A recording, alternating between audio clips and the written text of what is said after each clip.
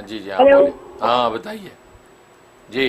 अस्सलाम वालेकुम। वालेकुम अस्सलाम सलाम। वालेकुम। जी जी। मैं आपकी पुरानी मुरीद बात कर रही हूँ। क्या हाल चाल है आपके? अल्हम्दुलिल्लाह बिल्कुल ठीक हूँ, माशाल्लाह माशाल्लाह। आपको तो देख के यकीन करें कि ये नहीं कि लाइव प्रोग्राम में जब आप लाइव नहीं भी होता है तो ऐसा लगता है कि आप बस लाइव ही हमारी जिंदगियों में शामिल है, हर माशाल्लाह। वक्त शामिल है। अल्हम्दुलिल्लाह। इतना अच्छा अभी आपने टॉपिक बयान किया है कि मैं कहती हूँ कि आपने ना सिर्फ लोगों के इखलाक, तज़किया नफ्स, आपने हमारा दीन, आपने हमारी आंखें खोल के एक माशाल्लाह नए कहते हैं ना कि जिंदगी के उस दौर में हमें शामिल कर दिया जो शायद माशाल्लाह। हम बुक्स में पढ़ते थे या सुनते अल्लाह। थे।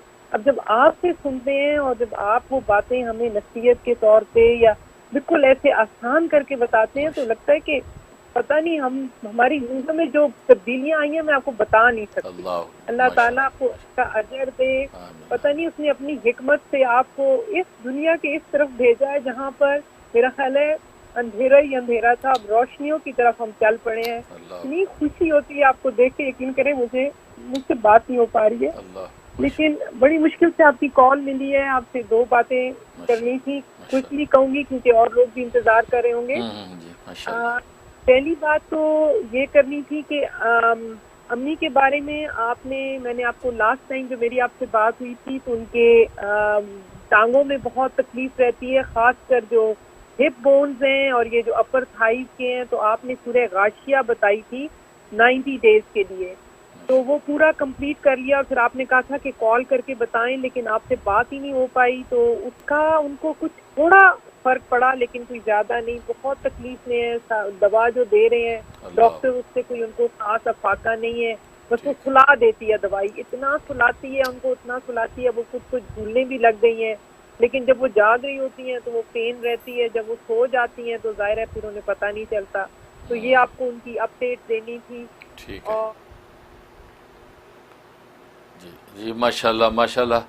सबसे पहले आपकी मोहब्बत का शुक्रिया, आपने जिस अंदाज से इजहार मोहब्बत किया है तो वाकई ये मेरे लिए तो दुआ का एक उन्वान है कि मैं अल्लाह से यही दुआ करूँ कि अल्लाह ये अंधेरों की इस दुनिया के अंदर मुझसे रोशनी का काम लेता रहे और इस रोशनी को और बढ़ा, ताकि दुनिया की खित्ते खित्ते के अंदर ये रहम टीवी के ज़रिए से रोशनी फैलती रहे और अंधेरी रात के मुसाफिर जो है ये इस रोशनी को लेके चलें, जो है कुरान और सुन्नत और अक़ल व हिकमत की रोशनी में जो अल्लाह मेरी ज़बान से कहलवाते हैं।